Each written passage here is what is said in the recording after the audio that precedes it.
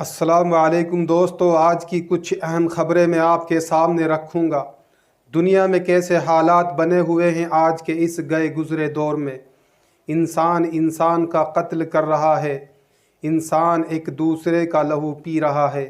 कहीं मज़हब के नाम पर इंसान को मार दिया जाता है तो कहीं मस्जिद को आग लगा दी जाती है, कहीं मंदिर को जलाया जाता है तो कहीं गीता और बाइबल को फाड़ दिया जाता है, तो कहीं कुरान को जला दिया जाता है, कहीं दौलत और शोहरत के लिए एक दूसरे का कत्ल कर दिया जाता है, तो कहीं वहशी दरिंदे ख़वातीन और मासूम बच्चियों की आबरू रेज़ी करके उनको कत्ल कर देते हैं, इंसानियत को शर्मसार कर देते हैं। तो कहीं ये बड़े बड़े नेता अपनी कुर्सियों को बचाने के लिए बड़े बड़े क्राइम करवा देते हैं।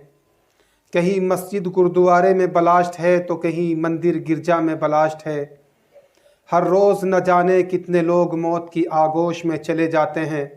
कहीं चीता में आग लगा दी जाती है तो कहीं कब्रिस्तान में दफना दिए जाते हैं। न जाने कितने बड़े जुल्म इस दुनिया में होते हैं। चलिए आज की कुछ ख़ास ख़बरें जो रखनी है मैं आपके सामने रखता हूँ। आज की जो पहली ख़बर है वो अफ़गानिस्तान से है। अफ़गानिस्तान के दारुल हुकूमत काबुल में एक बार फिर 2 धमाके हुए हैं। उन धमाकों में तकरीबन मरने वालों की तादाद 20 से भी ज़्यादा पहुंच गई है और ज़ख्मी होने वालों की तादाद तकरीबन 40 के पार हो गई है।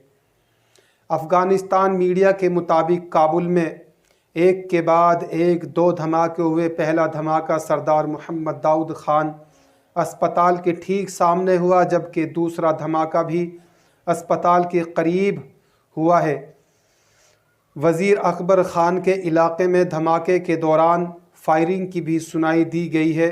धमाके में ज़ख्मी होने वाले अफराद को करीबी अस्पताल में मुंतकिल कर दिया गया है, जहां एमरजेंसी नाफिज करके ज़ख्मी को तिब्बी इमदाद दी गई है। धमाकों के फौरी तौर बाद सिक्योरिटी फोर्सेस ने इलाके को घेर लिया है। सर्च ऑपरेशन भी शुरू कर दिया है, लेकिन अभी तक धमाका करने वालों का कोई सुराग पता नहीं चला।